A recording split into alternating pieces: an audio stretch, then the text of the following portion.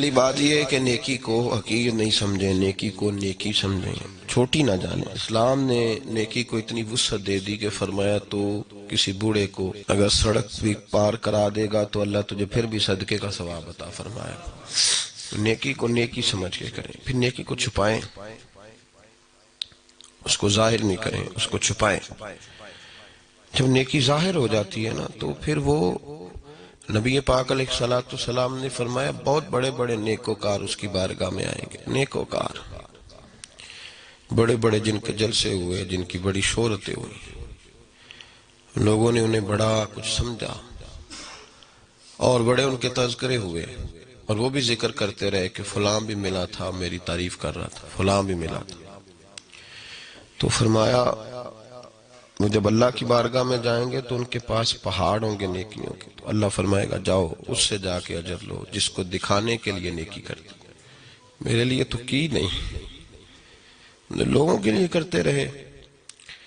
تو نیکی ضائع ہو جاتی ہے جب اس کا دکھاوا ہوتا ہے۔ طاقتور مومن وہ ہوتا ہے جس کے اندر اخلاص ہوتا ہے، جس کی نیکیاں چھپی ہوئی ہوتی ہیں۔ اعمال کو چھپائیں۔ ہمارے بزرگوں کا یہ طریقہ رہا کہ وہ خیر کا کام کرتے تھے تو کوشش کرتے تھے۔ کسی کو حضرت عبداللہ بن مبارک رحمۃ اللہ علیہ بڑی عجیب بات کرتے تھے، فرماتے میرا دل کرتا ہے، بڑی عجیب بات ہے، اللہ اکبر، فرماتے میرا دل کرتا ہے کہ میری نیکیاں کرامن کاتبین کو بھی پتہ نہ چلے، میرا دل کرتا ہے میں رہوں اور میرا رب رہے، تیسرا نہ کو بیچ میں آئے، کرامن کاتبین کو بھی پتہ نہ چلے، میں جب اس کی بارگاہ ناز میں پہنچوں تو میرا اور میرے مالک کا راز ہو، تیسرا شریک کوئی نہ ہو، بس میرا دل چاہتا ہے۔ دیکھیے نا امام زین العابدین رضی اللہ تعالیٰ عنہ، پشت پر موٹے موٹے داغ تھے، جب آپ کو غسل دینے کے لیے تختے پہ لٹایا گیا نا، موٹے موٹے داغ، بہت مزدوری کرنے والے آدمی کو داغ پڑتے ہیں، ایک دو تین دفعہ کام کرنے والے کو داغ نہیں پڑتے۔ یہ جو پیچھے کمر تھی نا، اس پہ موٹے موٹے دھبے تھے۔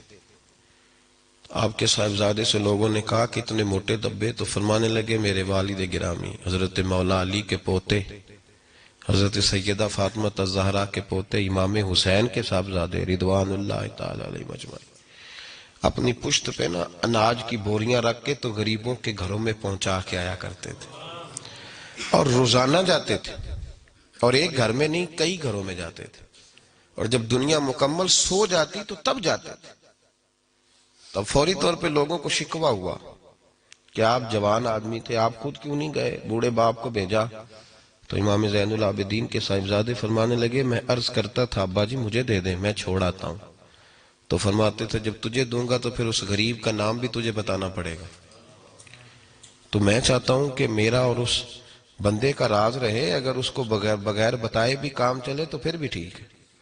تو بھائی یاد رکھیں، نیکی طاقتور اس وقت ہوتی ہے، بہت ساری چھوٹی چھوٹی نیکیاں بندے کو بخشوا دیں گی قیامت میں، اللہ کی رحمت کا بہانہ بن جائیں گی، لیکن شرط یہ ہے کہ طاقت والی نیکی ہو، اس کے اندر قوت ہو۔ یہ جو ہمارا سٹائل ہے نا، اگر امانت داری کی تو وہ بتا دی۔ آج ایک بندہ آیا تھا، اس نے مجھے بڑی آفر کی، پر میں نے کہا نام ہے دیانت داری۔ کس کے لیے دیانت داری کی؟ بندوں کے لیے؟ وہ اللہ کے لیے کی تو اس کو ذکر کرنے کی کیا ضرورت تھی؟ اس کے تذکرے کا کیا مطلب تھا؟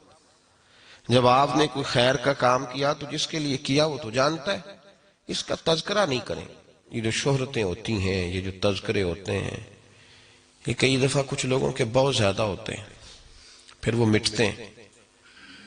کچھ ایسی کوتاہیاں اللہ جب ناراض ہوتا ہے تو ان سے سرزد ہوتی ہیں کہ یہ لوگ زوال کا شکار ہوتے ہیں۔ اس وقت سے ڈریں، بچیں، اور اپنے آپ کو طاقتور کریں۔